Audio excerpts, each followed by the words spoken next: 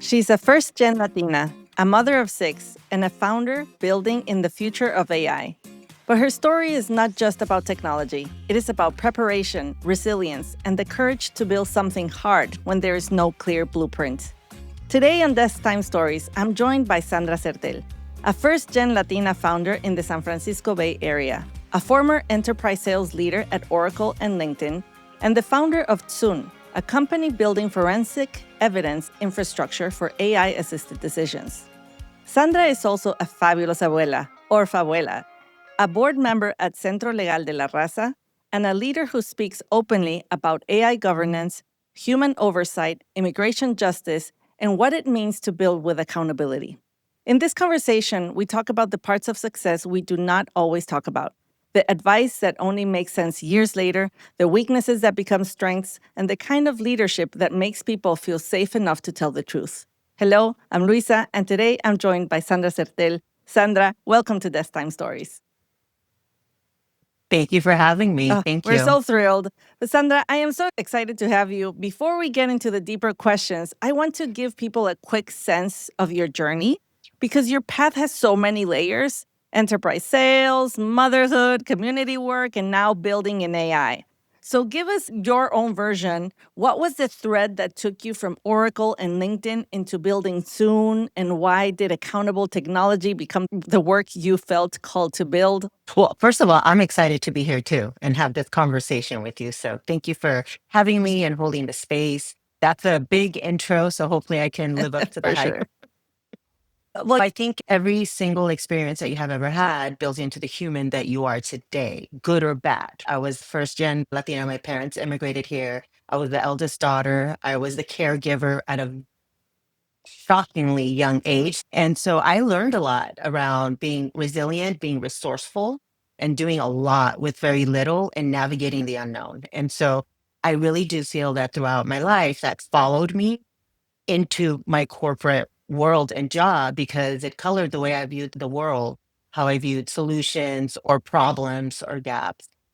So I give you all that context because I didn't create myself within the corporate space. I had a whole other background that influenced how I moved. One of the things, if I think back, especially to my childhood growing up and my first big job, I was at some startups when I made it into tech. It was at Oracle, the first big logo. I would say part of the way I viewed the world was as a caregiver for my little sister, how to make sure she doesn't play with the stove, how would I make sure she doesn't get hurt? And then in the corporate world, how do I make sure that my team is showing up the way that they are supposed to be? How do I make sure that the leaders reporting into me are great leaders? How do I make sure that we're mitigating risk of not losing revenue, losing client relationships, all of that. And within large corporate spaces, there's also a lot of internal functions that cause you to do a lot of investigative work.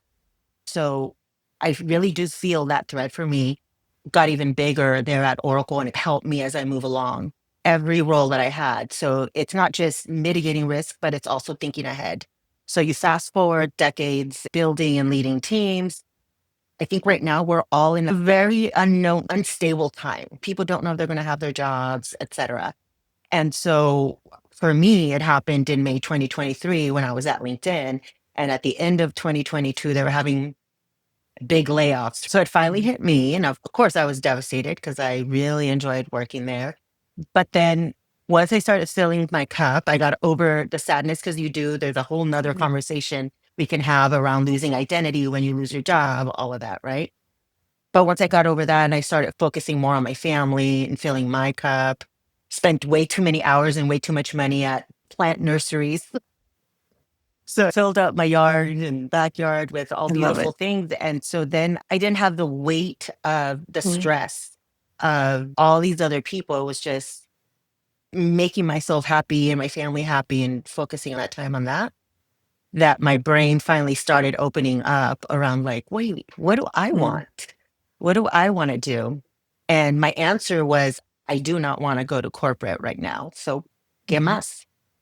But the long way around is at the beginning of 2025, I attended some online entrepreneurship conference, and one of the sessions was, how do you ideate what you start, what you build? Where do you even start? And that's something I personally struggled with because my identity was tied to my job. I'm a mother, I'm a Fabi, I'm this worker, I'm a right? And there was no in between, at least for me. And so I really struggled with, well, what do I do? What do I start? What do I build? So one thing that I took away from that session was the speaker asked, when you're thinking about it, what do people come to you for? And then in that moment, I couldn't answer that question because I really didn't have an answer. Months later, our oldest daughter was graduating from college, and she calls me and asks me, "Hey, mom, can you help me with my resume?" I'm like, "Of course." So I go to my folder where I keep all the resumes. And then that's when I kind of had my light bulb like, oh, snap. This is what people come to me for. Because over the decades, I've amassed hundreds of resumes from friends, family, peers, even candidates that maybe didn't make it in that round. And so I would kind of mentor them after and be like, okay, here's what you should do. And so that's what I then started thinking, okay, this is what I'm going to do. And so beginning 2025, AI was already a thing. And so for me, I was like, okay, so what do I build? I don't know. I'm not a builder. I don't know how to code, but what do I do? And so what I wanted to create was create a tool platform to anonymize, remove any bias, and elevate resumes of women of color. And how do I make sure that other than my name, they don't know I'm a woman? They don't know I'm a Latina. They don't know my age potentially. And so that's how I started. And once I had the concept, I leveraged AI to teach myself and find a place to start. And so once I got ready to start piloting, I realized, how can I make this better? And so in one of those moments that I was having of like, okay, now it's ready, but what else? Then I realized that I would be amassing so much data from all these companies and employers that right now don't care about DEI, given current state, but someday they Mm. will again. And so what could I build for future state that I could leverage their own data and build something and then just sell it back to them? And so that piqued my interest. And then I realized like, wait, with this explosion of AI, who who's like governing AI? Who's making sure that in high risk decisions where AI could potentially make decisions that impact human lives, their families, their livelihood, their health, their bodies? So it really got my wheels turning. And so I did even more research and I couldn't find anything that did specifically that. And so I thought, well, I can't find it. So let's build it. And so that was last year. And so I did it a little different, but it was sad and I was overly confident. I would probably announce my idea to the world and say, give me some money and then go try to build it. Right. And me, I was number one teaching myself along the way. What does good look like? What does bad look like? Wait, what's a repo? I- really starting from zero. And I had started the process when I built version one. So I already had some learning under my belt. So it was a slow process. It took me like a whole year. So I got to a place where I have product now that I'm hoping to start piloting soon. And so now I'm finally starting to have these conversations. And so being public about that, a little backwards, but I'm okay with it because now it's not just an idea, not a concept, it's an actual factual product. So I think the big thing for me, my focus on bias and helping, that's always kind of been in my nature. Like, how can we be fair? How can we look out for each other? And that just kind of showed up this way. You transform whatever life is giving you and you apply it in your life. So, how you were brought up, what experiences you had, how that landed in mitigating risk, and that how that has stayed with you to this day. I just think that is beautiful way to mm, transform what life gives you into something positive and of benefit to others. Okay, a couple questions. First, Tzun is the Mhm. name of your company. Why It Tzun? is. What does that mean? So And by the way, it took me a long I time to bet. find the name. It was originally the name of the resume tool that I was building. So the branding was different, the look was different, but it took me a long time to land on something. And I wanted something meaningful because I kept seeing all these wrapper startups. At the core, they're like ChatGPT or Quad, and they just wrap a little thin layer of some functionality. And the names are so generic. So I didn't want that. I wanted something so Mexicano. My parents came from Mexico, and I wanted something that represented me, represented my culture, and had significance. So I did a lot of research on our culture. Hummingbirds have a big significance, which is my logo. I Yes. don't know if you saw on LinkedIn. So that's my logo. And I do have hummingbirds that come and visit my house. So one day I was like, you know what? I think this is it. And so Sunu, it's actually short for Tunum, which in Mayan indigenous language means hummingbird. And so I dropped the other words and I said, that Oh, works. that's beautiful for Thank them you. to. So I understood the bias part with the resumes, but then the disconnect for me is with the product for the enterprises. What Tzun does, basically at the end, it has a chain of evidence of AI assisted Oh, decisions, and that it's third party verifiable, it's immutable, which means nobody can go in and change it. It's not like a regular report or log. Let's say a company's using my system with their ATS. The user, the recruiter, doesn't see anything different. They're just going along, da da da da. But in the back end, Soon's working to track every single decision from it captures the AI lineage, like the model, how it was trained, what version it is, and then it tracks when it serves up to the human of like, hey, am I going to hire this person or not hire this person? And then it captures who was it, what time, what was the what? reasoning, and then it kind of puts that and sends it off somewhere in a vault. So think of it like this: when you're on a plane, there's a The black recorder on the box. plane. Yes. So if anything ever happens, they get to that and it has recorded everything that has happened. That's what Oh Tzun my does. gosh. Thank you for your analogy. That's very helpful. It's just aligned with what's needed right now. Good for you for having that Hmm. vision. I'm in awe of you, Sandra, and all the things that you have achieved. I know that for you, it sounds like I worked at Oracle, I worked at LinkedIn, I'm starting a new app, and I'm like, I'm building. I'm like, okay, that's not regular stuff. But anyways, let me ask you this. So thank Of you. course. Hmm. What are the three things that make someone successful but are rarely talked about? I would say one is your mindset. So no matter what is going on, no matter what life is throwing at you, at the end of the day, you're the one that is in charge of how you're thinking and how you show up. So as a mom, I always knew that if I'm having a tough day, and if I don't get out of my head, then my mood, it's going to affect everybody and it's going to set the level for the entire household.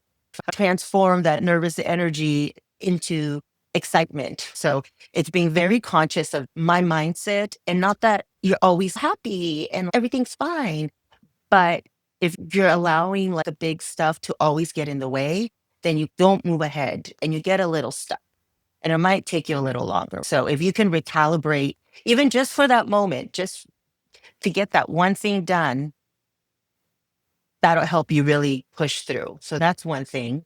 The other is time. Everybody has this idea of time in different ways, time by the clock and the span of our lives, where you need to be, what the expectation is. And so for me, time is kind of fluid, especially as a founder, because you don't have to be in the office at this time or log on or log off or whatever. You obviously still have meetings, you do all of that. You are the owner of your calendar, but it's not 9 to 5. It could be like last night I was falling asleep on my laptop because I had this idea. I'm like, oh my God, I got to finish it through. And so it's not the amount of time, and you can't have a perfect balance. When you're too focused on the family, then you kind of lose out over here a little bit. You're too focused on the job, you lose out here a little bit. But over time is making sure that that balances out. Not in that moment, that's okay. And then on the life part, you don't have to get married at this age. It takes you a little longer to get through college. That's okay. I mean, statistically speaking, I shouldn't be the founder right now. A woman of color, a Latina at that. I won't tell you my age, but I'm a fabuela, I'm a fabi, so kind of old. So statistically speaking, I'm super late or maybe possibly non-existent, but I'm okay with that. So not measuring yourself against others. Everybody's on their own journey and just stick to that. And then I would say the third thing would be, so for context, when I was hired at Oracle, they had just done some acquisitions and created a whole new organization. It was business intelligence. This is right before cloud started happening, predictive analytics, big data, and all that stuff. And of course, before AI. So when I was hired on, I was the first woman in an organization of 45 men. And mind you, I didn't have other big tech experience because that was my first big tech coming from biotech. So there was a lot of, well, why did they hire her? I don't know, she can do the job. People really underestimating your skill, your ability, but they learned very quickly. I kind of leaned into it like, well, I guess they don't expect me to do all these things, but I'm going to crush it. And I did. I wound up in a senior leadership role, leading large teams and building them out.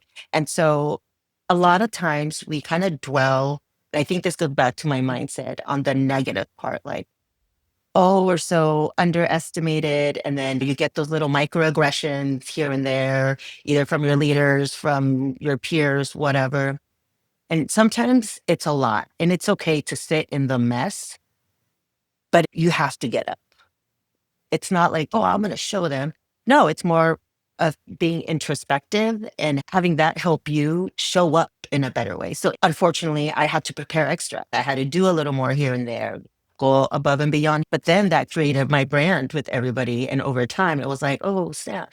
And then it also made me learn new things because I'm like, oh, everybody's doing this. Well, what am I going to do that's going to be better than that or help me stand out? That has followed you to this day because that's how you ended up building Yes. your company right now, because you keep on Mhm, teaching yourself mhm, and learning. Well, first of all, thank you for those 3 tips, because mindset, time, mhm. and introspection, would that be the third one? Or or Yeah. or getting up and keeping going despite the surroundings. Yeah. Whenever you feel like you're being underestimated, using that as a tool instead of a negative to sit in. Oh, I like that. Transforming the stress into excitement. And when you're being underestimated, using it as fuel. It's a very positive message. Thank you for sharing this with us. I'm, Yeah. Thank you. thank you. I am a little shocked when you said 1 of 45. So not only are you the only Mhm. woman, you're the only Latina in that space. What were you feeling at the time? Did it matter? Did it not? I'm just curious because that really stands out to me. Well, first of all, I was like, wait, what? But then I did some research and like, oh, I guess this is normal in tech at that time, a dive world or something.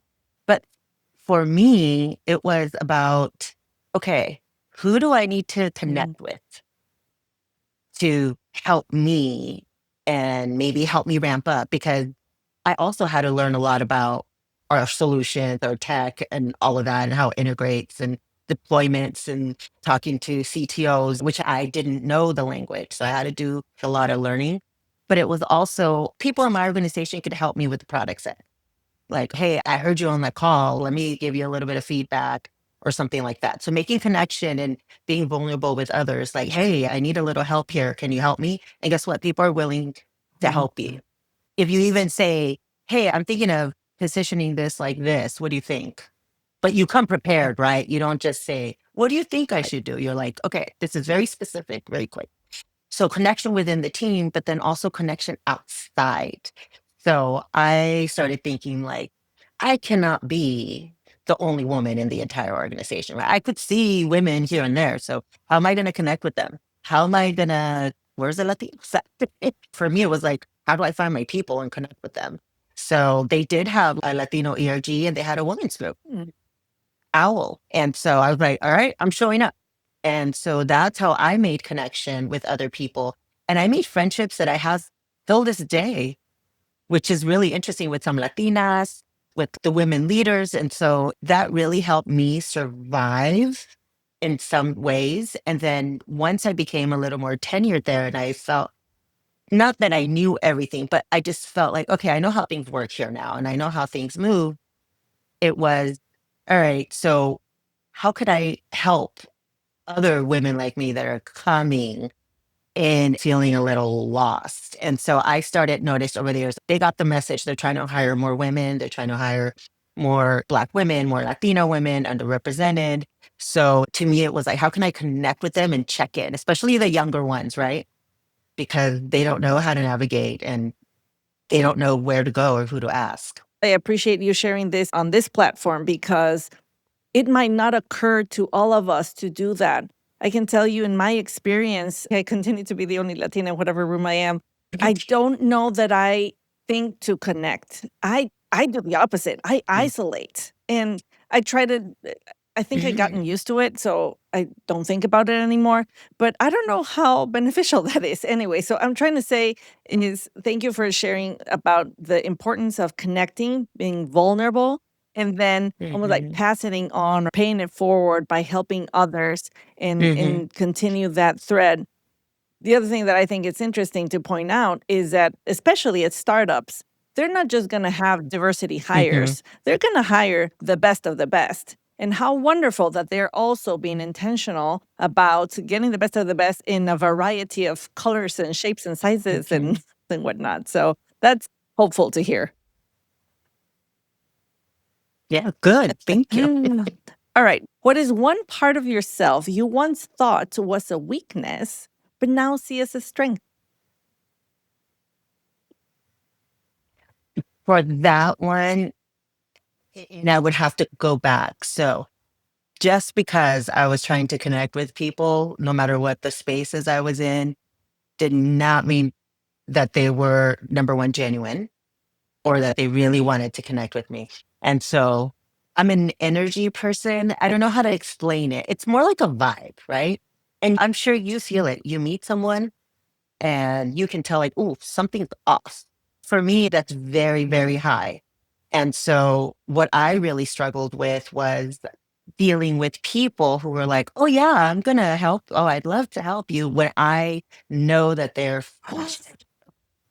because I can call it. They have an ulterior motive, especially being a woman in tech at that time with happy hours, this, that, travel, offsites, all kinds of stuff. And both men and women. And so for me, I always felt I wish I didn't have that because then I could be más mencita and be like, okay, sure, you can help me, right? Because then what that caused me was, even very senior leaders, people were like, oh my God, he's so amazing. I'm like, girl, and I'm not saying where they were horrible Right. people or anything like that, but just something was not right. And so I got in my own way of, I retreated in those Mhm. cases. And now that I've gotten older and more experienced, I'm like, girl, that's a superpower. So now as a founder, I'm going to a lot of events. Like you're talking to other founders, you're talking to potential VCs, LPs, whatever. And I can quickly identify who I'm going to talk to and who I'm not. Just, Mhm. and then leaning into it more later in my career, building Mhm. teams and Nice. hiring people. It's not just what's on the resume. I would rather hire someone that didn't have as much experience versus someone who graduated from Harvard and interned at Google, but is not as Mm. hungry, is not as vulnerable, is not as open to learning, is not as coachable. Where the other person could be, I mean, they're smart, but they may not have that pedigree or that particular knowledge, but they're going to allow themselves to be coached and they're going to learn.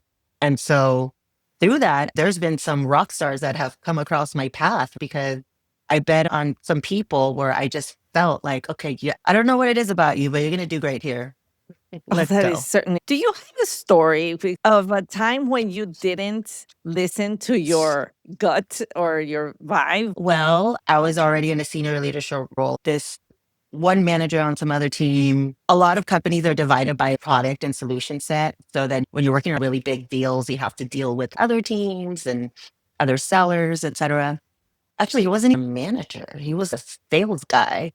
And I'm like a senior leader at this point. So he felt it was necessary to call a meeting himself with me, not just that person's manager, but like all my managers, because obviously I'm Oh my incompetent, right? gosh.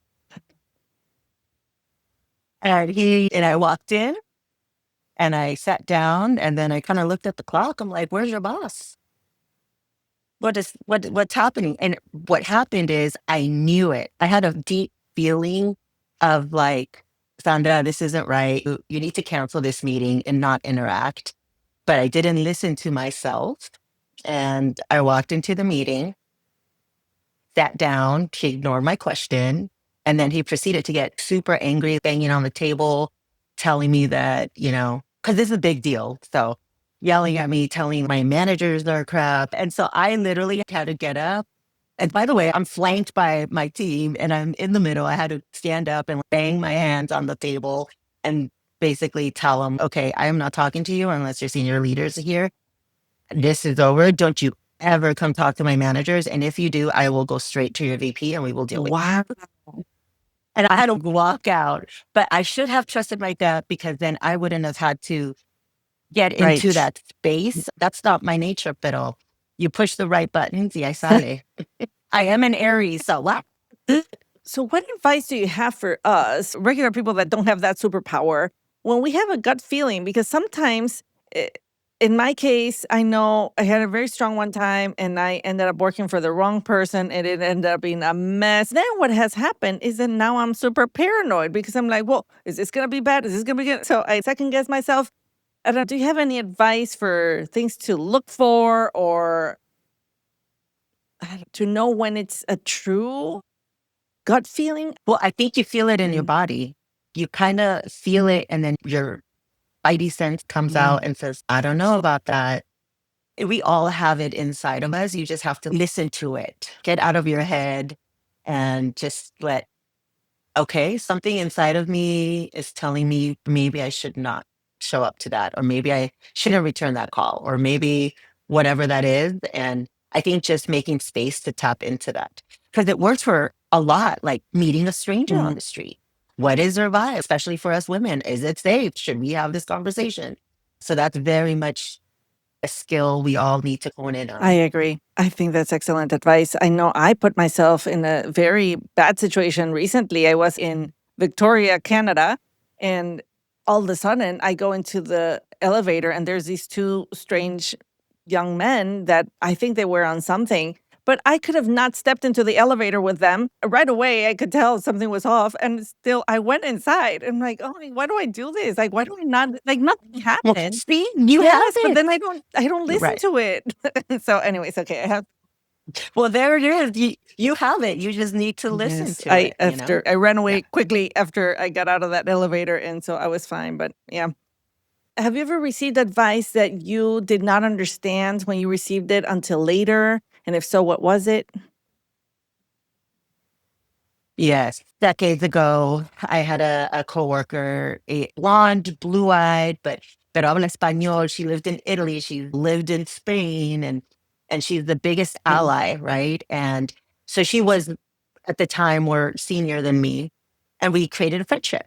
We happened to meet in the building somewhere. Yo hablo con todos. So we kind of really hit it off, and I just really liked her energy. When I was going through a problem or an obstacle or a challenge, she was very knowledgeable. This woman is so smart and so experienced. And so she knows how to deal with sea level mhm. so well. And so anytime I had a sort of internal political issue, or I didn't know how to approach a situation, or I don't know, something like that, I would go to her. Her name's Laura.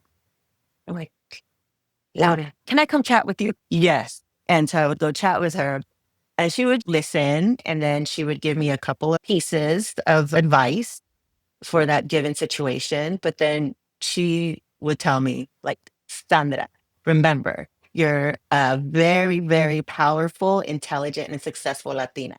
They have nothing on you. You know you're way smarter than they are, right? She would elevate me in that way. But in my head, I'm like, oh, she's so sweet. She's so nice. Mira lo que me Yes. dice, just to make me feel better, Mm, right? This is decades now. I had lunch with her 2 months ago. And it's so cute when we're talking and todavía me dice eso. Like if I'm telling her I'm not feeling very confident, especially as a founder, and it's like right there. So anyways, I've always had that with her and I always thought she was just kind of being nice to me. But later in my career, and I would say in the last 5, 6 years, really, where I really took that and I leaned into it and I started learning more and more about myself. And I realized, like, wait, that's one of my superpowers that helps me. We started the conversation with context, right? Of like how I grew up and all my experiences.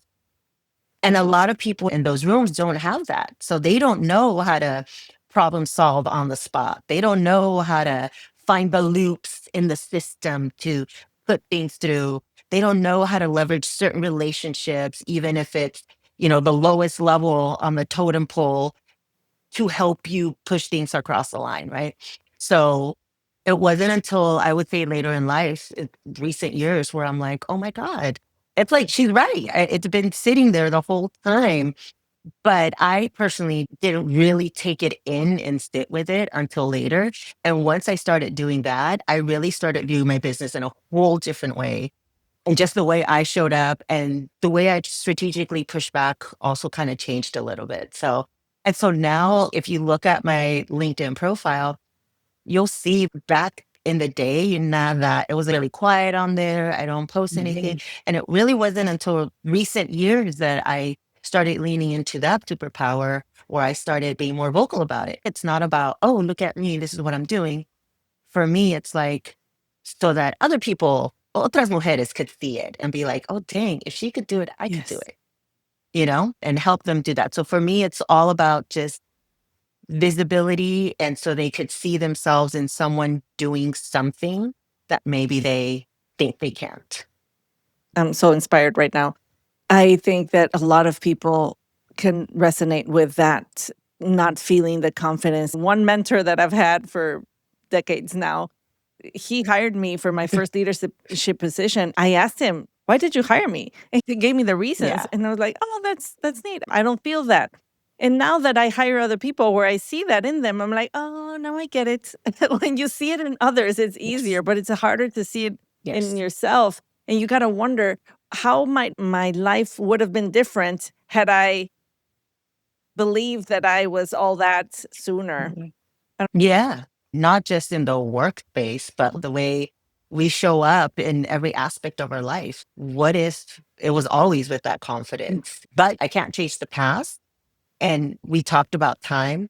And we are exactly where we need to be at the exact time we need to be for our own pace of life and learning and journey. So the what ifs are going to be Mm. there all day long, but that, you know what, you needed to go through those experiences to be able to be who you Mm. are today. Thank you so much. I am so inspired. You mentioned Centro de la Raza. Yes. So Centro Legal de la Raza, it's based out of Oakland.